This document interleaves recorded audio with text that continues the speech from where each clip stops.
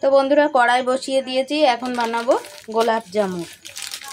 তো দেখো কেমন করে কি বানাই। এ দেখো সুজিটা আগে একটু ঢেলে দিচ্ছি, আর আমি সুজিটাকে হালকা করে একটু ভেজে নেব। তো বন্ধুরা এইবার এই সুজির মধ্যে দেখো আমি দুধ দিয়ে দিচ্ছি।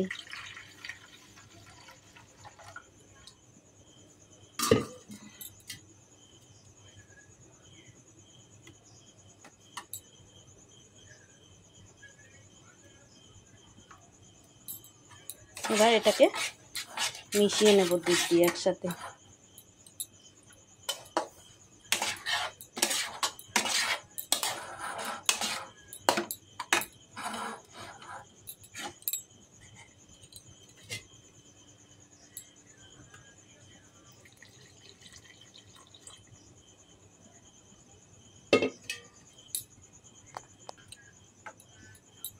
দেখো বন্ধুরা এই যে দুধ দিয়ে মিশিয়ে নিয়েছি।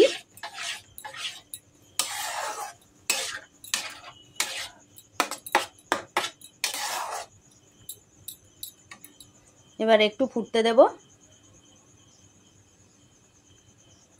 চলো একটু ফুটতে লাগুক।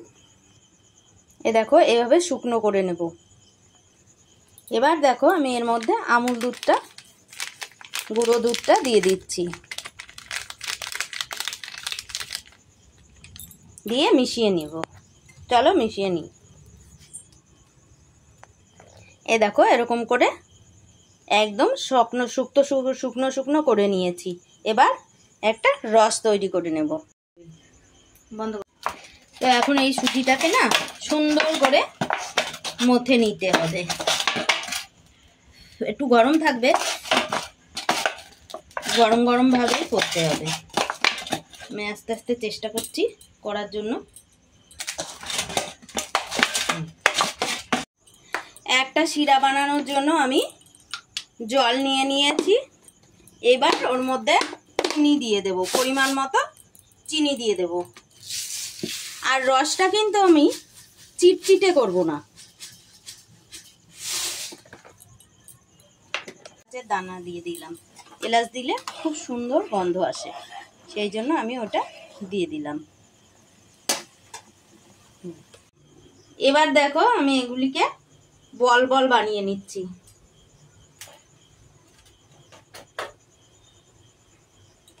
এই দেখো বন্ধুরা আমার শেপগুলি দেওয়া হয়ে গেছে।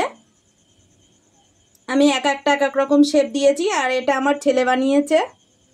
তো চলো এবার আর একটা প্রসেসে যাই। দেখো আমার এটুকু হলেই হবে, এর বেশি আমাদের দরকার নেই, কারণ এটা তো ভিজবে, এই জন্য এটার কোনো আর বেশি চিটচিটে হওয়ার দরকার নেই, এরকম হলেই চলবে। তো আমার রসটা করা হয়ে গেছে। দেখো কড়াই বসিয়ে দিয়েছি। এবার কড়াইয়ের মধ্যে তেল দিয়ে দেব।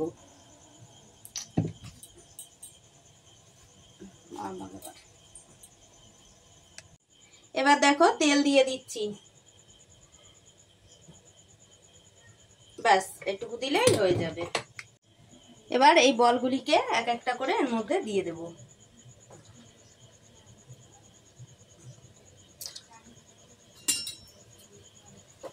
দেখি কেমন তেলটা গরম হয়েছে।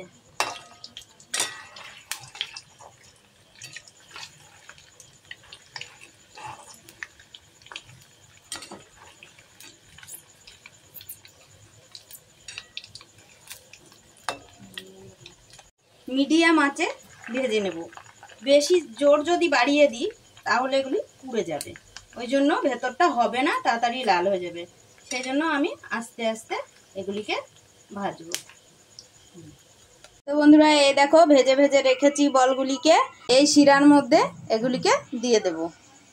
তো এক এক করে দিয়ে দিই। আমি কিন্তু বন্ধুরা আগে কখনো করিনি, এই ফার্স্ট টাইম। তো চলো দেখা যাক কেমন হয়। এ দেখো বন্ধুরা এখনো ভেজেনি, কিছুটা ভিজেছে। তো দেখো ভেতরটা কত সুন্দর হয়েছে। ভাবিনি আমি যে এত সুন্দর হবে। এখনো সেদ্ধ ভেজেনি ভালো, সেদ্ধ বলছি ভুল বলে ফেলেছি। ভিজলে খুব সুন্দর হবে, বোঝাই যাচ্ছে। তো তো আজকের মতো এ পর্যন্তই, পরে দেখা হচ্ছে অন্য কোনো রেসিপির সঙ্গে। ততক্ষণ সবাই ভালো থেকো।